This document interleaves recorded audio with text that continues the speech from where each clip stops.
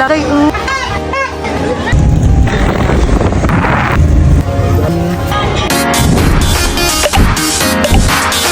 Hello guys, magandang hapon. Walang iba kundi si Madam Filingera. Pero na ay kwarta. Siyempre, na ako'y kwarta karon kay mga ligo ganing minuon sa kupur.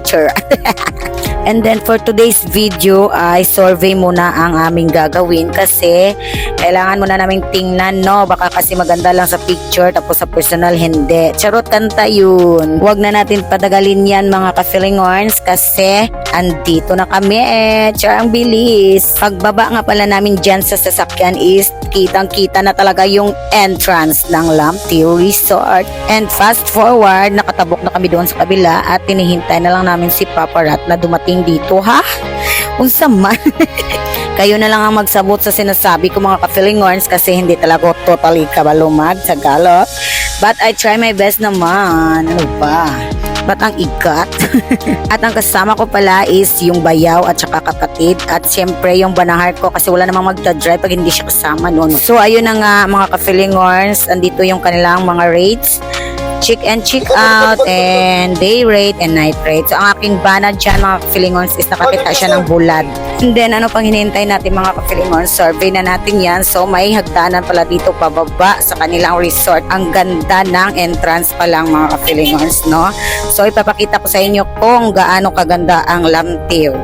Yung mga cottages nila is colorful. May blue, may pink, and peach, orange.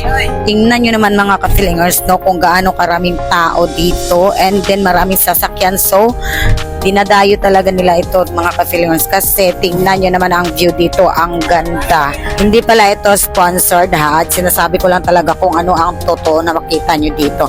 Para naman kung halimbawa na hindi pa kayo makapunta, manood na lang muna kayo ng aking vlog. Charot vlog, feelingorns. So ito na nga yung sinasabi kong view. Tingnan nyo naman. Is a relaxing place dito banda kung may mga problema. Dito ka pumunta mga ka-feelingorns. Dito mo lang talaga maano yung peace na hinahanap mo. Iwan ko lang talaga kung di yung mawawala yung problema mo dito. I mean, di naman talaga mawawala yung problema. Pero at least mabawas-bawasan yung iniisip-isip natin dyan, yung mga iniisip natin utang. Huwag na munang isipin yan, no? So, mag-relax-relax muna tayo dito. So, dito naman is may balcony sila. Dito nagluluto yung mga may cottage dyan.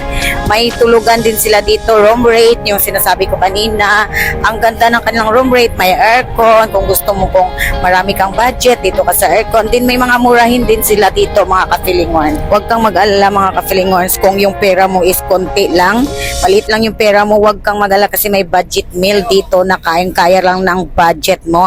At nasa 500 at saka 700 lang yata yung pagtanong ko, no? Pero kung talagang budget na talaga mga ka-feelingorns mo, magdala ka na lang ng tent, latag mo na lang dyan at saka dyan ka umiga, syaro, di pa ka makabudget na lang, ambot na lang sa imo. At dito banda yung nasa highlights ng kanilang post.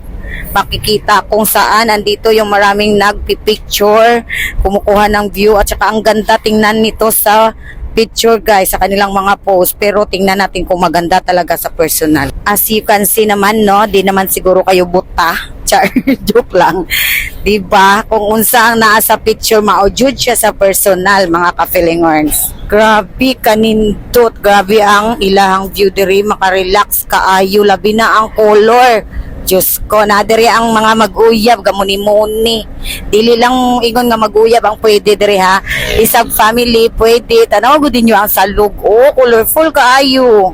Murag color game ang saperyahan. And then, diri ang side is makita nimo ang dagat. Og ang view, pati mag-sunset dito o sunrise makita jud. Pati dito sa kabilang resort is makikita mo din siya guys. Tingnan nyo naman oh. Na hindi na talaga ako nakatagalog, na hindi ako talaga consistent sa Tagalog ba mga ka-feelingorns. So dito naman na side is naabutan pa natin na may nag-picture dyan. So hindi na kami nakapicture dyan kasi yung dalawang yan parang alam talaga nila na mag-picture kami dyan ba. Hindi na umalis, ambot, oy, nyuhan na lang na oy.